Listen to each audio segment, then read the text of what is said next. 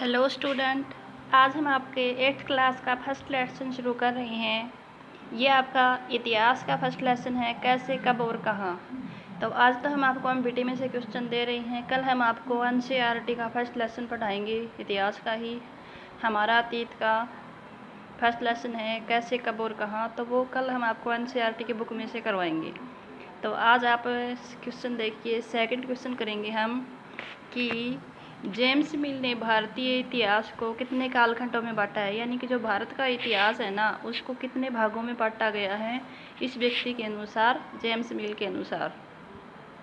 James मिल ने ए history of India नामक एक किताब लिखी थी। यह आपका 1 नंबर का क्वेश्चन भी महत्वपूर्ण क्वेश्चन बनेगा यहाँ पे। क्या कि जेम्स मिल ने कौन सी पुस्तक लिखी?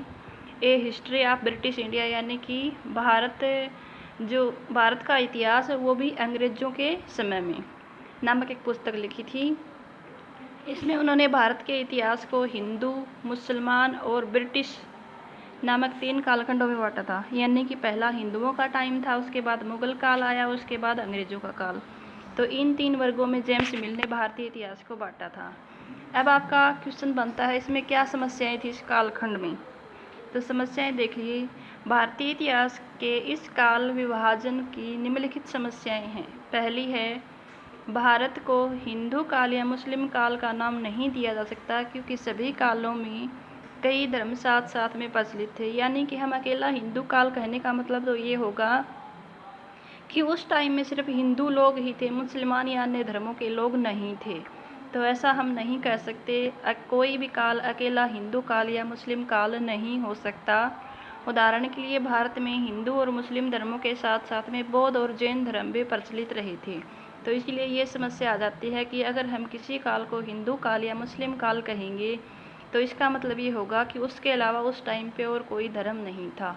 ऐसा वास्तव में था नहीं, क्योंकि हिंदू काल और हिंदू था, मुस्लिम धर्म के साथ साथ में बौद्ध धर्म और जैन धर्म भी प्रचलित रहा था।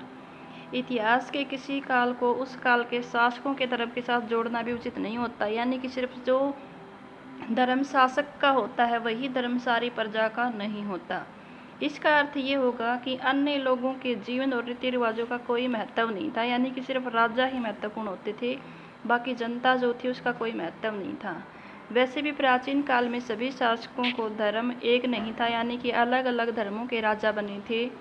गुप्त शासक हिंदू धर्म को मानते थे, अशोक और कनिष्क बौद्ध धर्म के अनुयायी थे। तो इस प्रकार से हम किसी एक शासक के समय से उस काल का नाम निर्धारित नहीं कर सकते। तो ये आज हमने आपको फर्स्ट क्वेश्चन करवाया है इतिहास का, जिसके तहत आपने देखा कि जेम्स मिल ने भारतीय इतिहास को कितने कालखंडों में बांटा है। तो ये क्वेश्चन आपको अपने नोटबुक में उतार लेना है और इसको ढंग से याद कर लेना है।